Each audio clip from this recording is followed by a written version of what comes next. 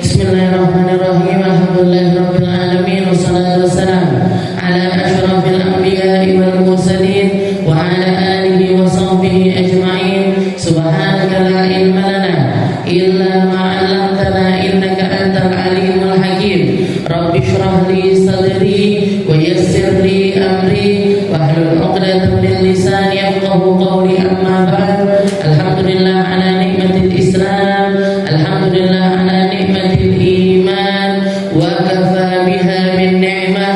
Allahumma barik lana fi Rajab wa Sya'ban wa ballighna Ramadan wa ballighna Ramadan wa ballighna Ramadan wa a'inna as-siyam wal qiyam wa qira'atil Qur'an wa mani'na bil yasir minal manam. Alhamdulillah, segala puji bagi Allah Subhanahu wa taala yang mengumpulkan kita di hari yang mulia, mengumpulkan kita di waktu yang mulia, mengumpulkan kita di saat-saat yang mulia, di bulan yang diharamkan oleh Allah Ta'ala, di bulan yang dimana kebaikan-kebaikan dilipat gandakan oleh Allah Ta'ala. Salah satu Ashhurul Hurum, salah satu dari bulan-bulan haram, yaitu Rajab ma baina Sya'ban, bulan Rajab yang datang sebelum bulan Sya'ban, sebagai persiapan kita untuk masuk di bulan mulia, yaitu bulan Ramadannya Allah Subhanahu wa taala. Kita mengkaji Al-Qur'an, kita mengkaji perkara-perkara yang menjelaskan tentang hakikatul hayat, tentang masa depan yang sesungguhnya, sesuatu yang amat sangat penting untuk kita persiapkan, sesuatu yang benar-benar genting untuk kita merubah segala sesuatu yang ada di dalam diri kita agar memiliki bekal-bekal di akhirat, agar memiliki sangu menuju alam akhirat, agar memiliki persiapan menuju tempat keabadian kita, yaitu hari setelah wafatnya kita, hari setelah kita itu dicabut nyawanya oleh Allah Subhanahu wa taala. Karena riwayat hidup setiap manusia sebagaimana yang dikatakan oleh Allah Subhanahu wa taala, walaqad ji'tumuna furadan kama khalaqnakum awwala marrah. Katanya Allah taala, kalian aku akan kembalikan kalian menuju aku dalam keadaan sendirian, kama khalaqnakum awwala marrah, sebagaimana kalian aku ciptakan pun juga sendirian. Oleh karena itu manusia itu lahir sendirian, mati juga sendirian, masuk ke liang lahatnya sendirian, dan berhadapan dengan Allah Ta'ala juga sendirian. Jadi manusia itu pada hakikatnya harus siap sendiri, harus berani sendiri, harus punya persiapan sendiri-sendiri. Gak bisa yang namanya ngejibne bapake, ibuke, anake, Qur'ane, ilmune, segala sesuatu yang selama hidup ini menjadi teman hidup kita, itu kita juga harus siap untuk meninggalkannya. Oleh karena itu, kenapa kita duduk di sini? Kenapa kita mengkaji tafsir? Kenapa kita mengkaji ayat-ayatnya Allah Ta'ala? Kenapa kita nyari tahu jalan menuju Allah Ta'ala? Karena satu-satunya tempat yang kita harus menghadapinya sendiri, tanpa perantara siapapun, tanpa penerjemah, tanpa wasilah, itu adalah hari di mana kita berhadapan dengan Allah Subhanahu wa taala. Walaqad ji'tumuna furadan kama khalaqnakum awwala marrah. Wahai manusia, kalian itu pulang kepadaku sendiri sebagaimana kalian aku ciptakan juga sendiri. Di hari itu jangan sampai kita menjadi orang-orang yang menganggap saya bisanya kalau bersama ini, saya maunya harus ada ini, saya harus dibersamai dengan ini. Jangan, itu semuanya akan kita tinggalkan. Laqad taqatta'a bainahum, semua yang menjadi yang membersamai manusia ketika mereka hidup akan dicabut semuanya sama Allah Ta'ala. Kembali hanya rohnya saja, bahkan jasadnya ditinggal, matanya ditinggal, tangannya ditinggal, kakinya ditinggal, semua yang dia miliki yang membersamai dia seumur hidupnya lepas secara keseluruhan dari hidup orang tersebut. Jadi hubungan antara orang tua dengan anak lepas, antara anak dengan orang tua lepas, antara teman dengan teman yang lainnya lepas, bahkan antara guru sama murid pun lepas, Bu. Kalau enggak didasari sambungan di jalannya Allah, sambungan karena Nabi Muhammad sallallahu alaihi wasallam. Nabi Muhammad sallallahu alaihi wasallam mengatakan kullu sababin wa nasabin munqati'un yaumal qiyamah illa sababi wa nasabi wa sihri. Ketahuilah bahwasanya hubungan dalam hal apapun di dunia akan terlepas nanti di akhirat. Bahkan pakaian kita dilucuti, bahkan penutup kepala kita dilucuti, bahkan segala sesuatu yang menutupi aib kita dohir ini dilepas semuanya sama Allah Ta'ala. Dilepas, ditinggal di dunia, datang ke alam akhirat utuh hufatan uratan ghurlan, gak pakai sandal, gak pakai baju, bahkan yang dulunya di dunia sudah disunat balik gak sunat. Telinga kita yang sekarang ini kita taruh anting-anting ada lubangnya, di akhirat balik gak ada lubangnya, Bu. Hufatan uratan ghurlan. Istrinya Nabi mengatakan, ya Rasul, malunya kita kayak apa ya Rasul? Gimana keadaan kita nanti di akhirat ya Rasul? Delok-delokan satu sama lain ya Rasul. Katanya Rasulullah, al-amru yawma idin asyad. Keadaan hari itu luar biasa genting. Keadaan saat itu enggak menyempatkan seseorang untuk melihat satu sama lain, memikirkan satu sama lain, nyari pendapat satu sama lain, bahkan komentari satu sama lain. Enggak ada kesempatan di dalam perkara tersebut. Makanya di sini ahwadul qiyamah, Allah Ta'ala ketika menjelaskan tentang kiamat di akhir surat Abasa wa Tawalla, di ujung surat Abasa wa Tawalla, setelah Allah Ta'ala menjelaskan tentang adab, menjelaskan tentang akhlak, menjelaskan tentang Al-Quran, menjelaskan tentang hakikat kalian hidup dengan kenikmatan dari Allah Ta'ala, di mana ujungnya pasti juga kematian, di mana setiap nikmat yang diberikan sama Allah Ta'ala untuk kita secara cuma-cuma nanti juga akan dimintai pertanggungjawabannya oleh Allah Ta'ala. Kapan itu terjadi? Ketika Allah Ta'ala mengatakan fa'idha ja'atis sakhah, kalau sudah tiupan sangkakala yang kedua, yauma yafirrul mar'u min akhihi wa ummihi wa abihi wa sahibatihi wa banihi likulli imri'in minhum yawma idin sya'nu yughni. Hari di mana setelah tiupan sangkakala tersebut, maka setiap manusia lari dari manusia yang lainnya, bahkan dengan orang-orang terdekatnya, bahkan mereka-mereka yang seumur hidupnya hatinya terpaut dengannya, hatinya bergantung dengannya, menggantungkan hidup satu sama lain, tapi di hari itu semuanya memilih untuk lari dari yang lainnya. Yauma yafirrul mar'u min akhi, hari di mana seseorang lari dari saudara kandung mereka masing-masing. Wa ummihi wa abi, lari dari bapak ibu yang melahirkan dia. Yang ketika dia lahir, ketika anak tersebut lahir penuh dengan kegembiraan, yang ngadanin kita, yang bersihin kita, yang nganterin kita ke sekolah, yang dulangi kita, yang ngasih baju kita, yang ngasih nafkah kita, lari lari bu, nggak mau ketemu kita.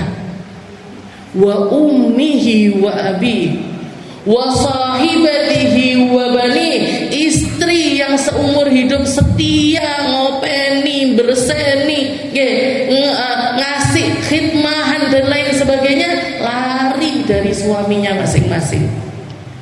Wa bani, bahkan putra-putrinya yang dia siap menggantikan ketika anak itu sakit, bahkan kalau perlu nyawanya ditukar sama si anak ini tadi. Tapi di hari kiamat nanti yafirrul mar'u min akhi. Kenapa? Likulli imri'in minhum yawma idzin sya'nu yughni. Karena setiap orang sibuk dengan keadaannya masing-masing. Karena setiap orang mikiri awake dhewe. Karena setiap orang diingatkan dengan setiap detail memori kehidupannya, sehingga nggak ada satupun di antara mereka kecuali takut masuk neraka, nggak ngerti selamat nyampe surga apa enggak. Semua orang dalam keadaan yang semacam itu. Allah Ta'ala menjelaskan semua ini agar apa? Agar kita mengikuti jalan orang-orang yang paling selamat. Agar kita menjalani kehidupan selayaknya orang-orang yang menjadi panutannya, yang dikirimkan sama Allah Ta'ala.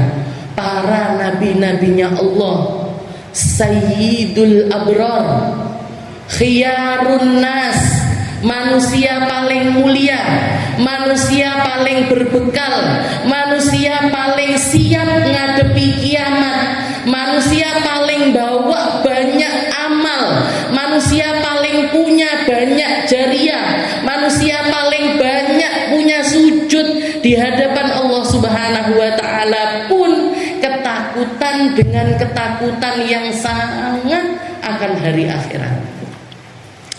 Orang-orang yang memiliki basic hidayah dari Allah Ta'ala, inayah dikucurkan sama Allah Ta'ala, wahyunya diberikan, setiap perintahnya mereka menjadi orang yang pertama mendapatkan perintah tersebut, tapi semuanya ketakutan ketika menghadapi hari tersebut.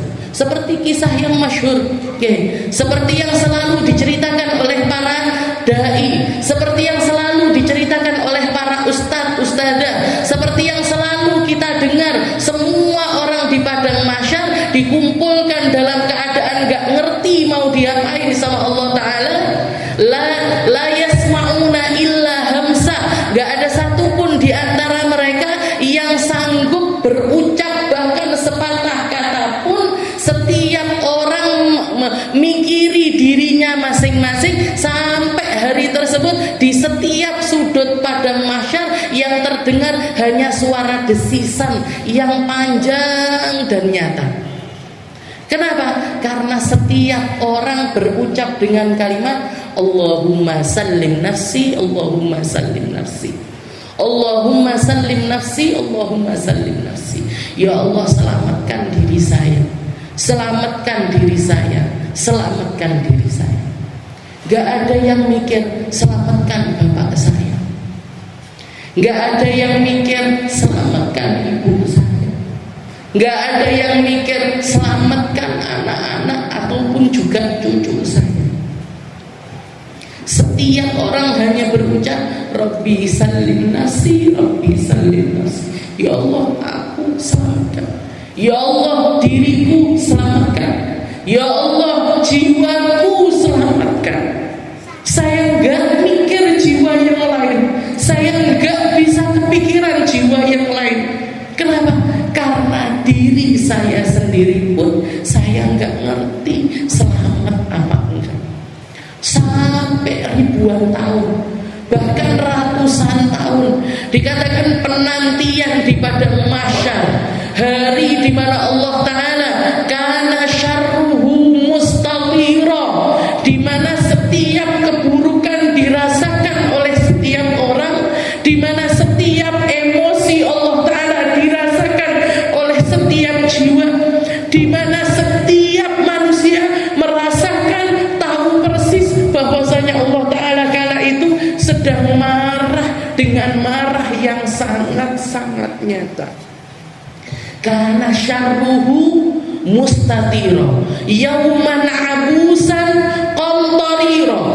Allah Ta'ala bermuka masam kepada setiap makhluknya, dan setiap makhluknya gak sempat punya senyum di bibir mereka.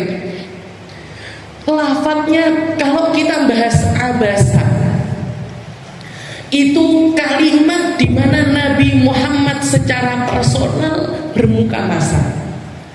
Tapi hari kiamat Allah Ta'ala mensifatkan dengan kalimat yauman abusan qamtariro. Itu adalah hari di mana setiap orang bermuka masam, setiap makhluk bermuka masam, bukan cuman manusia, bukan cuman jin, bukan cuman malaikat, bahkan setiap hewan-hewannya Allah Ta'ala, bahkan setiap hewan laut ataupun darat, semuanya gak sempat untuk tersenyum. Yauman abus, pakainya wazan mubalaghah, pakainya kalimat itu bukan cuman muka masam biasa, tapi muka masam yang paling ditakuti, puncaknya rasa, dan itu dirasakan dalam kurun waktu yang panjang sekali. Dirasakan oleh setiap jiwa, dan rasa tersebut menetap di dalam hati mereka untuk waktu yang panjang sekali. Panjang, bukan cuman hitungan jam, bukan cuman hitungan hari, minggu, bulan, tahun, tapi ratusan tahun. Setiap orang, bahkan para ahli ibadah sekalipun, merasakan kurang di dalam apa yang mereka jalani di atas muka bumi. Nabi Muhammad SAW menasihatkan, karena rijalan yaumal qiyamah, orang-orang, para rijal, orang-orang yang berbekal dengan sujud yang banyak, dengan zikir yang banyak, dengan dakwah yang banyak, dengan hal-hal yang menjadi cara mereka nyari ridhonya Allah Ta'ala dengan cara yang panjang.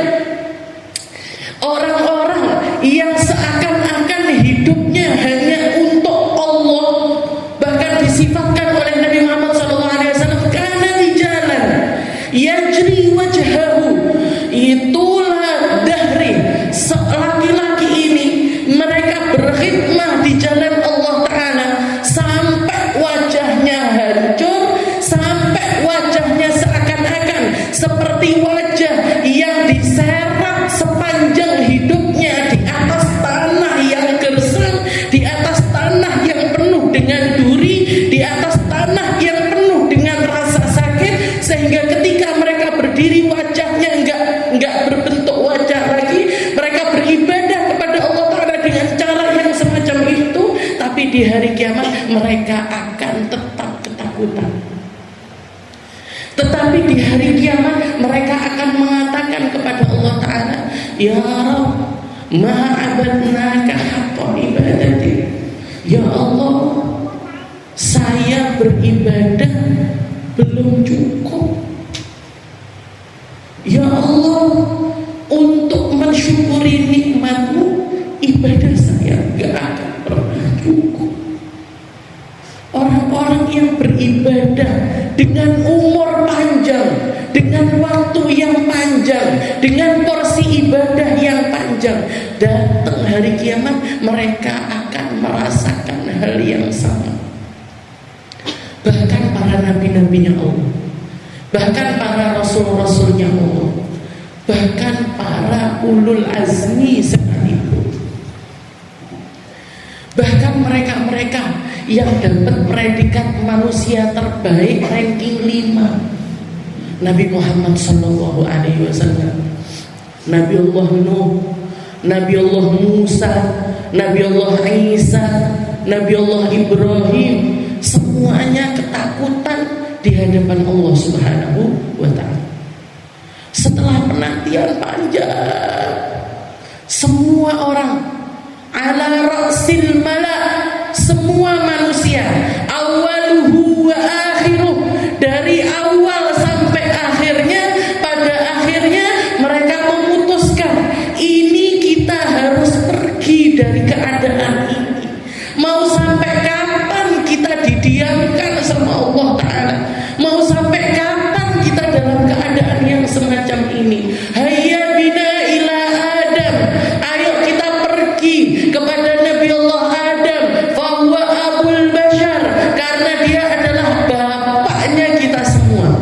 Orang yang paling pantas untuk menyelamatkan manusia, orang yang paling pantas untuk bawa kita ke hadapan Allah Subhanahu wa ta'ala. Berangkat manusia semuanya menuju Nabi Allah Adam. Dan mereka mengatakan, ya Adam, wahai Nabi Allah Adam, anta abul bashar, kamu adalah bapak kita semua. Khalaqakallahu biyadih, Allah Ta'ala menciptakan kamu dengan tangannya sendiri. Wa nafakha fika min ruhi, bahkan Allah Ta'ala meniupkan rohmu ke dalam jasadmu yang diambil dari rohnya Allah Ta'ala. Wa amarallahu ilal malaikati kullah an sajadulah, dan Allah Ta'ala bahkan memberikan perintah kepada seluruh malaikatnya untuk sujud tunduk kepadamu sebagai bentuk penghormatan mereka kepadamu. Ishfa' lana ila rabbik, selamatkan kami, syafaatkan kami, bawa kami menuju Allah Subhanahu wa ta'ala. Maka jawabannya Nabi Allah Adam, beliau mengatakan nafsi, nafsi. Katanya Nabi Adam, tidak bisa, aku pun tidak bisa sendiri-sendiri, karena memori kehidupanku pun didatangkan sama Allah Ta'ala. Allah Ta'ala pernah memerintahkan aku untuk jangan dekat-dekat kepada pohon itu, tapi aku mendekatinya, bahkan memakan dari buahnya. Maka sekarang innallaha ghadabal yaum bi ghadabin lam yaghdab qablahu wa la ba'dahu mithlah. Hari ini adalah saat, hari ini adalah momen, hari ini adalah waktu di mana Allah Subhanahu wa ta'ala marah semarah-marahnya. Sebelum dan setelahnya Allah Ta'ala gak pernah marah dengan cara yang semacam ini. Nafsi, nafsi, saya pun punya salah, saya pun punya dosa, maka saya bukan orang yang pantas untuk mendatangi Allah Subhanahu wa ta'ala. Fadullani ilaman yashfa'uni, kalau gitu tolong tunjukkan kepada kami orang yang bisa ngasih syafaat kami. Maka Nabi Allah Adam mengatakan, idhabu ila Nuh, pergilah kalian semuanya kepada Nabi Allah Nuh, seseorang yang dipuji sama Allah Ta'ala, abdan syakuran, seorang hamba yang banyak syukurnya, seorang hamba yang sabarnya luar biasa, seorang hamba 900 tahun lebih hidupnya dipakai untuk berdakwah, didatangi sama manusia semuanya. Ya Nuh, anta awal rusulillah ila ahlil ard, wahai Nabi Allah Nuh, engkau adalah orang pertama kali yang menjadi utusannya Allah Ta'ala kepada seluruh penduduk bumi. Ishfa'lana ila rabbik, syafaati kami. Maka Nabi Allah Nuh pun sama jawabannya, Bu. Nafsi, nafsi, innallaha ghadabal yawm bi ghadabin lam yaghdab qablahu wa la ba'dahu mithlah. Hari ini Allah Ta'ala marah semarah-marahnya, saya pun gak bisa mensyafaati kalian. Nabi Allah Nuh menyesal atas satu kalimat yang pernah keluar dari dirinya setelah dakwah yang begitu panjang, setelah perjuangan yang begitu panjang, setelah cara untuk nyari ridhonya Allah Ta'ala yang begitu panjang, beliau ngangkat tangannya doa sama Allah Ta'ala. Wa qala rabbi wa qala nuhur rabbi, ya berkata, dikatakan di dalam Al-Quran, berkata Nabi Allah Nuh minta sama Allah Ta'ala, rabbi la tadar alal ardi minal kafirina dayyara, ya Allah jangan sisakan satu orang kafir pun tersisa di atas muka bumi ini, satu rumah pun dari rumahnya orang kafir jangan diselamatin. Innaka intadarhum, karena engkau jika nyelamatin satu keluarga aja, bahkan satu orang kafir aja, lam yalidu illa fajiran kafara, mereka hanya akan meneruskan generasi rusak yang gak mau ibadah kepada Allah Subhanahu wa Ta'ala. Itu akan menjadi lingkaran setan terus-terusan. Putus saja sekarang ya Allah. Karena doa satu itu Bu, nyeselnya luar biasa, sampai gak bisa nyelamatin manusia, sampai gak bisa mensyafaati. Dan yang semacam itu terjadi kepada Nabiullah Musa, kepada Nabiullah Ibrahim, kepada Nabiullah Isa. Hanya satu orang yang mengatakan analah, saya yang punya syafaat, saya yang punya syafaat. Nabi Muhammad sallallahu alaihi wasallam benar sekali ketika Allah Ta'ala mengatakan hari itu yauma la yukhzillahun nabi, adalah hari di mana Allah Ta'ala tidak akan menyia-nyiakan satu orang nabinya, yaitu Nabi Muhammad sallallahu alaihi wasallam. Maka segala sesuatu yang nyambungnya sama Nabi Muhammad gak akan pernah nyesel. Maka momen apapun yang kita habiskan untuk nginget Nabi gak akan ada penyesalannya. Saat apapun yang kita gunakan untuk nyambungkan diri kita kepada Nabi Muhammad SAW, atau kepada orang yang nyambung kepada Nabi, atau kepada orang yang nyambung dengan ilmunya Nabi, atau kepada orang yang nyambung dengan nasabnya Nabi, gak akan pernah kita sesali di saat tersebut. Di hari kiamat tersebut penyesalan kita nggak akan pernah ada untuk momen-momen yang kita habiskan untuk Rasulullah Sallallahu Alaihi Wasallam. Yauma yafirrul mar'u min akhi.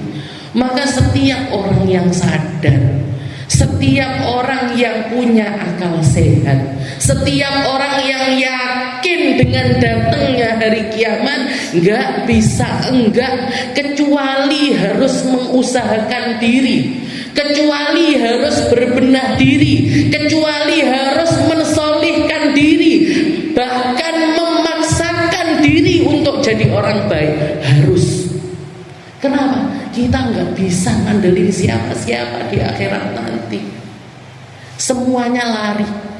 Yang ngomong setia, yang ngomong bakalan sama-sama bareng, engko aku tarian, engko aku gandolen, engko aku melok, engko aku. Semua yang ngomong engko aku itu semuanya belum pasti bisa nyelamatin kita.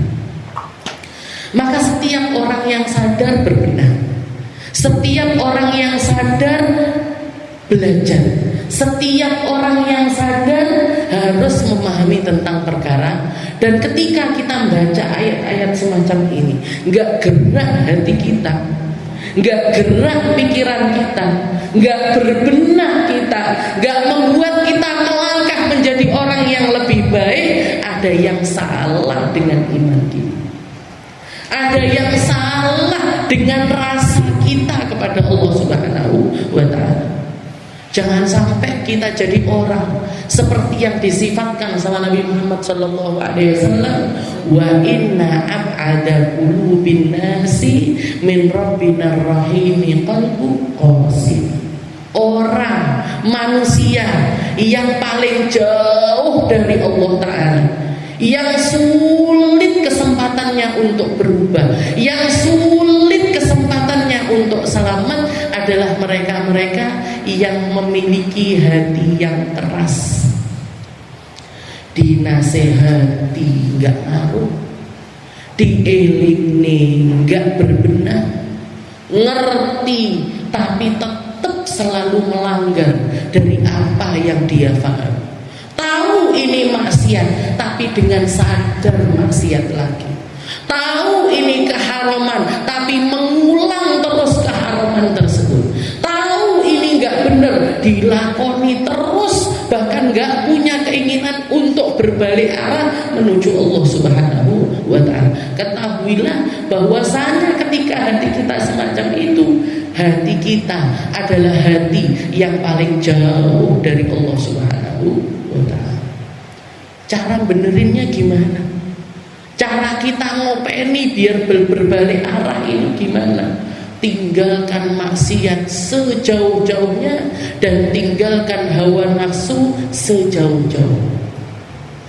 Ojo amen dituruti terus milih hati. Jangan terus-terusan keinginan kita yang kita turuti. Jangan terus-terusan maunya kita yang kita nikmati. Tapi cari tahu mana yang bawa saya selamat menuju Allah Subhanahu wa ta'ala. Lewat qiyamul lail, lewat Al-Quran, lewat zikir, lewat sholawat, lewat sedekah, lewat berbuat. Bahkan dikatakan salah satu cara balik arah yang paling cepat adalah ketika kita memaksakan untuk bersedekah. Katanya Nabi Muhammad SAW, was-sadaqatu burhan. Sedekah itu adalah bukti. Sedekah itu adalah cara kita nyari tahu saya ini benar-benar sudah berbalik arah atau belum. Saya ini benar-benar orang tobatan apa belum. Saya ini benar-benar serius jalan menuju Allah Ta'ala apa belum. Kenapa? Karena ketika kita masih sulit untuk mengeluarkan sesuatu yang ada pada diri kita, harta kita, pakaian kita, kenikmatan kita masih sulit untuk kita keluarkan, berarti apa? Yang kita rasakan ini baru sesuatu yang dirasa tapi nggak dibuktikan. Itu baru jadi omongan belaka, belum sesuatu yang dilihat nyata oleh Allah Subhanahu wa ta'ala. Makanya Sayyidah Aisyah, ketika Rasulullah SAW mengatakan, Rasulullah SAW mengatakan, sesungguhnya manusia yaqulun nasu mali mali, banyak orang mengatakan hartaku, hartaku, duitku, duitku. Katanya Nabi Muhammad, mana hartamu? Hartamu adalah apa yang kamu makan sehingga dia menjadi sesuatu yang fana. Pakaianmu yang kamu pakai sampai lusuh itu hartamu. Dan yang terakhir, mata saddaqta bihi fa abqai. Apa yang kamu keluarkan dari harta sedekah itu yang menjadi sesuatu yang abadi di sisi Allah Subhanahu wa ta'ala. Sayyidah Aisyah ketika beliau bersedekah dengan 1 ekor kambing, disedekahkan seluruh bagian dari kambing tersebut illa dira'. Dikatakan yang disisakan cuman iga. Karena tahu Rasulullah suka bagian iga, disisakan sama Sayyidah Aisyah. Datang Rasulullah nanya, ya Aisyah, aina syah? Ya Aisyah, mana kambingnya? Katanya Sayyidah Aisyah, zahabat kullah, pergi semuanya ya Rasul, sudah habis, tak bagi-bagikan semuanya ya Rasul, illa dhira. Yang tersisa cuman dhira, yang tersisa cuman iga itu. Maka katanya Rasulullah, la ya Aisyah, gak gitu wahai Aisyah, bal baqiyat kulla syai' illa dhira. Semuanya sudah menjadi harta abadimu, yang tersisa tinggal dhiranya. Bisa jadi rezeki saya, bisa jadi rezeki kamu, bisa jadi rezeki kita berdua. Itu yang dikatakan. Jadi diwalik faham. Orang yang faham tentang datangnya hari akhirat, siap-siap bu, berubah kacamatanya, berubah cara pandangnya. Saya pakai jilbab, kenapa? Bukan karena arep ngaji, masuk yo ora jilbab. Engko Ustazah Aminah bingung enek sing ore-ore di pojokan. Nggih ta? Jenengan jilbaban bukan cuma sekedar matchingin baju sama jilbabnya, bukan cuma ngerapiin cara jilbabannya, tapi jilbaban dengan penuh kesadaran sambil berkata kepada Allah Ta'ala, ya Allah, saya nutup aurat karena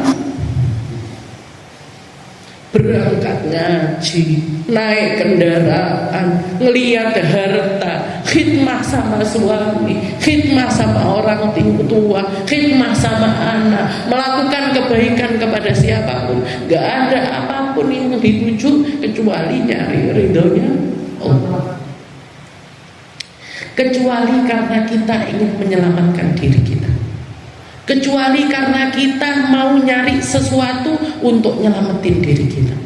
Itu cara pandangnya orang yang paham tentang hari akhirat. Sayyidina Umar bin Abdul Aziz dikatakan ketika beliau ini punya circle dua kelompok yang bertolak belakang. Keluarga dari keluarga ibunya adalah keturunan dari Sayyidina Umar bin Khattab, penuh dengan ibadah, penuh dengan zikir, penuh dengan kebaikan, penuh dengan ilmu, akhlak, adab dan lain sebagainya. Beliau dididik oleh seorang ibu yang datang dari keluarganya Sayyidina Umar bin Khattab, cucunya. Jadi abahnya Sayyidina Umar bin Abdul Aziz adalah cucu dari Sayyidina Umar bin Khattab. Sedangkan dari keluarga abahnya itu dari circle orang-orang politik, dari kelompoknya para raja, dari kelompoknya para pemimpin negara. Abdul Aziz bin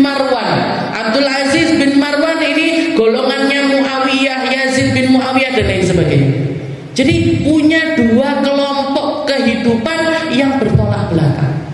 Tapi Sayyidina Umar bin Abdul Aziz dominan didikan ibunya, dominan didikan dari keluarga ibunya. Makanya para ulama sepakat, orang baik hampir selalu keluar dari ibu yang baik. Penentu dari kebaikan seorang anak jarang letaknya di bapak, tapi sering karena didikan seorang ibu. Makanya sampai ada pepatah yang mengatakan di balik laki-laki yang hebat ada perempuan hebat. Kalau enggak ibunya, ya istrinya. Sayyidina Umar bin Abdul Aziz yang kita kenal dengan sebutan Amirul Mukminin Umar bin Abdul Aziz. Cuman 2 tahun sekian bulan beliau memimpin, tapi dikatakan keadaan umat Islam ini berbalik 180 derajat. Sampai dikatakan di masa beliau, orang-orang kaya banyak bersedekah, gak banyak orang miskin meminta-minta. Sampai di akhir-akhir kepemimpinan beliau, ketika harta zakat itu dikeluarkan, gak ada orang yang menerima zakat, gak ada orang yang mau menerima zakat, itu gak ada. Sampai pepatah yang terkenal keluar dari lisannya Umar bin Abdul Aziz, "Batu, kirimkan ini zakat beras, zakat gandum, zakat biji-bijian yang luber-luber karena nggak ada yang ngambil ini, basuhu ilal jibal." Kirimkan ke atas gunung-gunung. Jangan sampai di zaman Umar bin Abdul Aziz ada 1 ekor hewan pun yang kelaparan. Hewan aja nggak ada yang kelaparan, apalagi manusia. Itu Sayyidina Umar bin Abdul. Dikatakan Sayyidina Umar bin Abdul Aziz pernah satu hari beliau diajak bersama-sama dengan keluarga bapaknya yang orang kaya-kaya, yang orang punya dan lain sebagainya. Mereka semuanya ngajak Sayyidina Umar bin Abdul Aziz untuk berburu sebelum beliau jadi khalifah, sebelum beliau menjadi seorang pemimpin. Diajak, ayo kita pergi berburu, kita pergi ke hutan, kita bawa perbekalan, kita bawa kemah, kita bawa makanan, minuman, tempat tidur, ini itu dan lain sebagainya. Semua teman-temannya, sepupu-sepupunya Sayyidina Umar bin Abdul Aziz, semuanya persiapan. Dan karena mereka orang kaya-kaya, mereka nyuruh pembantu-pembantunya untuk berangkat duluan, nyiapkan kemah, nyiapkan makanan, tumpung dan lain sebagainya. Sedangkan Sayyidina Umar nggak nyiapin apa-apa. Beliau nggak bawa apa-apa, nggak nyiapin apa-apa, cuman bawa kudanya aja ikut berangkat. Setelah ikut masuk ke hutan, berburu ini itu dan lain sebagainya, sampai masuk waktu malam, semua orang sepupu-sepupunya masuk ke kemah masing-masing, istirahat di kemahnya masing-masing. Sayyidina Umar bin Abdul Aziz nggak bawa apa-apa. Jadi beliau nggak bawa makanan, nggak bawa minuman, nggak bawa kemah. Salah satu sepupunya beliau namanya Sulaiman. Sulaiman. Jadi Sulaiman ini raja waktu itu, beliau ingat Umar bin Abdul Aziz tadi berangkat nggak bawa apa-apa. Kemana dia sekarang? Dicari di kemah sini nggak ada. Akhirnya dicari sama Sulaiman, nyari keliling-keliling, masuk ke hutan lagi. Dikatakan di situ beliau ketemu sama Umar bin Abdul Aziz lagi duduk di bawah pohon, nangis terseduh-seduh. Ditanya, ya Umar, madza bik? Wahai Umar, apa yang terjadi sama kamu? Tadi kita berburu, seneng-seneng nyari hewan ini itu, kok sekarang tahu-tahu kamu nangis sampai seperti ini? Katanya Sayyidina Umar bin Abdul Aziz, dari tadi saya berangkat nggak siap apa-apa. Di situ saya sadar, di situ saya ngerti, di situ saya paham satu keadaan. Man lam yasta'id bi ayyi syai' falam yajid syai'an. Orang yang nggak siap apa-apa nggak akan nemu apa-apa. Orang yang tidak berbekal apapun jangan harap bisa menikmati apapun. Saya berangkat nggak bawa apa-apa, maka saya nggak punya tempat untuk istirahat. Saya nggak punya makanan untuk dimakan. Saya nggak punya minuman untuk diminum. Saya nangis kalau di dunia aja modelnya semacam ini, apalagi di akhirat nanti. Kita berharap dapat pahala, bisa menikmati surganya Allah Ta'ala, minum air sepuasnya dari nahrul, dari sungai air, ataupun sungai jahe, ataupun sungai susu, ataupun sungai-sungai yang ditawarkan sama Allah Ta'ala. Kita sudah ngasih minum orang atau belum? Kita sudah menyiapkan diri untuk mencapai itu semua apa belum? Kita sudah menyiapkan amalan-amalan untuk menikmati itu atau belum? Kita pengen punya rumah di surga, jangan kirim rekening ke surga apa belum? Sudah DP tempatnya di surga apa belum? Beramal apa belum untuk surga kita? Kalau kita nggak nyiapin apa-apa, kalau kita nggak berbekal apa-apa, kira-kira bakalan menemukan apa-apa apa nggak di sana? Malam yasta'id bisyai'in falam yajid syai'an. Katanya Sayyidina Umar, orang yang nggak berbekal nggak akan nemu apa. Ini orang-orang yang sadar keadaan dunia pun mengingatkan mereka ke akhirat. Keadaan dunia pun bawa mereka untuk nyari tahu saya ini nanti bakalan selamat sampai akhirat.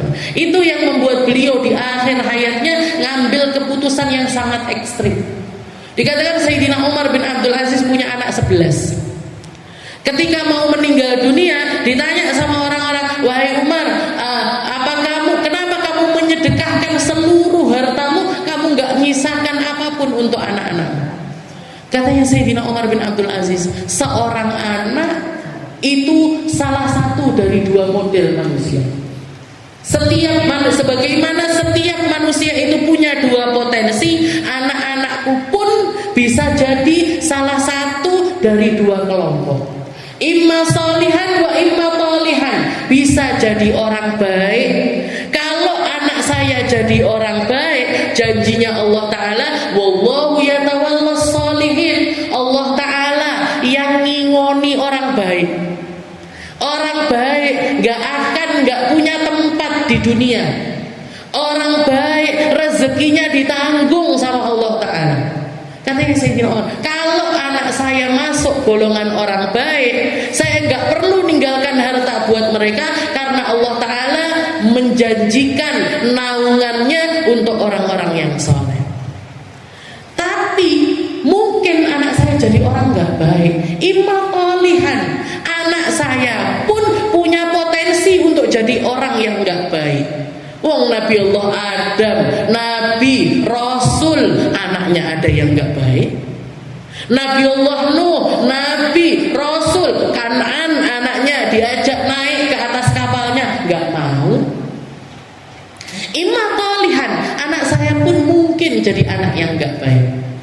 Dan saya nggak mau ninggalkan harta, bahkan bekas-bekas harta untuk kemaksiatan mereka. Kalau saya ngasih warisan buat anak-anak saya yang nggak baik, malah justru dipakai untuk melakukan kemaksiatan. Saya nggak berdosa, dapat kiriman dosanya. Saya nggak melakukan keburukan, saya dapat kiriman keburukannya. Kenapa? Karena ngasih modal di dalam keburukan tersebut. Maka beliau memilih untuk menyedekahkan seluruh hartanya, nggak tinggalkan warisan apapun. Tapi dikatakan begitu Sayyidina Umar bin Abdul Aziz wafat, ternyata ada sisa-sisa harta beliau. Ada sekitar 18 dirham. 18 keping emas. 18 kepingan emas. Satu kepingannya itu sekitar 4 gram emas. Dikatakan dari 18 dinar tersebut, dari 18 dinar tersebut yang 5 dinar dipakai untuk biaya pemakaman. Yang 4 dinar dipakai untuk biaya penguburan. Jadi dipakai untuk persiapan kafan ini itu dan lain itu, habis 4 dinar. Biaya penguburannya habis 4 dinar. Sisanya 8 dinar bugarenan. 8 dinar dibagi anak 11. Gak sampai 1 dinar. Gak sampai 1. Berarti satu anak itu gak sampai 4 gram emas. 1 gram itu sekarang sekitar 3 juta. 3 juta kali 4 berarti berapa? 12 juta. Jenengan dapat warisan 12 juta, banyak apa dikit? Dapat warisan loh, 12 juta. Akeh nopo titik? Bayar sekolah anaknya tidak cukup saja. Gitu. Tinggi melok apa sumbangan apa nggak cukup, 12 juta itu dikit sekali. Jadi setiap anak itu nggak sampai 10 juta. Wahab jatah warisan dari Sayyidina Umar bin Abdul Aziz. Jadi beliau kenapa? Karena ini fikrahnya beliau. Karena beliau tahu pikirannya nyelamatin diri sampai alam akhirat. Gak mau nyisakan sedikit pun untuk anak-anaknya. Itu pun yang tersisa itu mungkin sesuatu yang tidak diketahui sama Sayyidina Umar bin Abdul Aziz. Tapi dikatakan di zaman tersebut, gak lama setelah itu ada satu orang yang menyaksikan salah satu dari anaknya Sayyidina Umar bin Abdul Aziz menjadi pemimpin peperangan bawa 1000 pasukan. Ini jadinya wallahu yatawallas. Kalau orang punya anak, jangan nggak perlu takut. Jadi istilahnya nata nih anak harta itu apa nggak benar Ustazah? Nggak apa-apa, silahkan. Kalau jenengan punya, kita tata nih omai, kita tata nih. Tapi konsekuensinya itu, kalau mereka baik, jenengan terus dapat kiriman kebaikannya. Tapi kalau yang jenengan wariskan ini dipakai untuk melakukan keburukan, jenengan gak maksiat untuk kiriman maksiat. Nah, untuk bilangin. Beliau sadar betul dengan firman Allah Ta'ala, yauma yafirul mar'u min akhihi wa ummihi wa abihi wa sahibatihi wa bani likulli imri'in minhum yawma idzin sya'an. Semua orang dengan urusannya masing-masing. Semua orang dengan memorinya masing-masing. Semua orang dengan bahasan antara dirinya hanya dengan Allah Subhanahu. Yang tahu persis siapa kita hanya kita dan Allah. Yang tahu persis bagaimana kita hanya kita dan juga Allah Subhanahu wa ta'ala. Maka kalau kita enggak merubah hal ini, cara pandang yang semacam, mindset yang semacam ini, takutnya kita masuk ke alam akhirat dan hati kita bahkan belum menuju Allah Subhanahu wa ta'ala. Dan di closing di dalam ayat di surat Abasa wa ta'ala ini dengan 2 kelompok yang super jelas. Gak ada tengah-tengah di dalamnya. Wujuhu yawma idzin musfirah dohikatum mustabsyirah. Ada satu kelompok di mana dari mulai dibangkitkan wajahnya sudah berseri-seri, wajahnya bersinar, wajahnya penuh dengan kegembiraan. Dohikatum mustabsyirah. Wa wujuhu yawma idzin 'alaiha ghabara tarhaquha qatara Ulaika humul kafaratul fajar. Kelompok satu kelompoknya orang baik, kelompok dua kelompoknya orang gak baik. Dek enek tengah-tengah. Wes aku tak dadi wong ndak patek apik aku. Kenapa Bu kok nggak patek apik? Jereke wong kapiken gampang mati. Mendingan mati, mendingan cepet mati tapi bawa kebaikan timbangane panjang umur ndak api-api. Karena kelompoknya jelas dua tok Bu, dek enek tengah-tengah dek enek. Wujuh. Kalau kita mau jadi orang yang saat itu nggak bawa penyesalan, berbekal dengan segala sesuatu yang dilakoni orang-orang yang nggak memiliki penyesalan atau meminimalisir penyesalan. Tapi kalau nggak jadi orang yang kelompok satu, resikonya kelompok dua.